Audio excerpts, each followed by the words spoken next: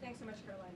Back on the CDC, there was reporting that some of the initial problems between RFK and the CDC director stemmed from miscommunications or differences on vaccine policy. So I wonder if you could just say whether or not the president believes that the COVID vaccine should be available to and covered by insurance for all Americans, regardless of age and pre-existing conditions.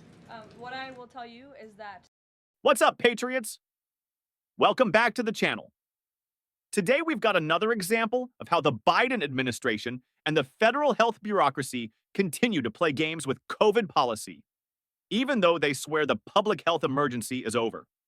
Is that the FDA recently revoked the emergency use authorizations for 3 COVID vaccinations while simultaneously greenlighting 4 new COVID-19 vaccines with 2025 and 2026 formulas. The reason for the revocation of that emergency use authorization is because obviously the COVID pandemic and the public health emergency is over. But just to correct the record, because there's been a lot of misinformation on this, the FDA's decision does not affect the availability of COVID vaccines for Americans who want them. We believe in individual choice. That's a promise both the president and the secretary have made, and it's a promise they have now delivered on. Question, if I could, Caroline. Now, let me break this down for you. The White House press briefing brought up a key question. Does the president believe COVID vaccines should still be available and covered by insurance for all Americans, no matter your age or pre-existing conditions? Seems like a fair question, right? Here's the response. The FDA just revoked emergency use authorizations for 3 COVID vaccines. Why? Because, their words, the pandemic is over. At the same time, they're greenlighting 4 brand new vaccines with 2025 and 2026 formulas. So, no, the vaccines aren't going away. They're just being rebranded, reformulated, and rolled out again for years to come.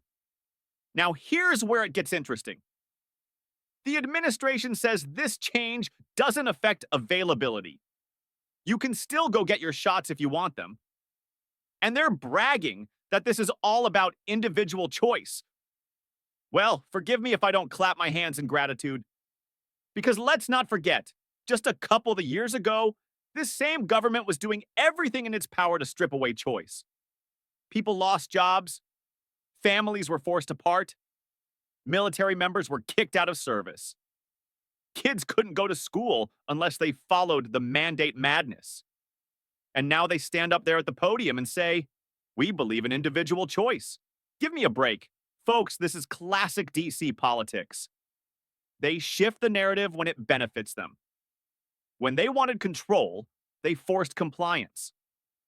Now that the pandemic is politically inconvenient, they talk about freedom and choice. Patriots, don't forget how they treated us during the crisis. Don't let them rewrite history. And another thing, why are we already talking about 2025 and 2026 vaccine formulas? Why is the FDA approving vaccines for future years when the so-called emergency is over? Doesn't sound like science to me. Sounds like big pharma looking out for big profits. These are billion-dollar companies with friends in Washington. And every time they roll out a new formula, the money machine keeps spinning. Look, if you want the shot, that's your business. That's the America I believe in. But what I don't believe in is a federal government colluding with corporations to push a product, censoring anyone who questions it, and then patting themselves on the back later for respecting individual choice. They didn't respect it then. They just hope you forget. So here's my take as a proud patriot. Stay vigilant. Hold these officials accountable. Remember who tried to take away your freedoms. And most importantly, never, ever hand the government that kind of power over your life again. Freedom is not something we should give up lightly. If you agree, smash that like button, share this video with your friends, and let's keep standing for liberty together. God bless you, and God bless the United States of America.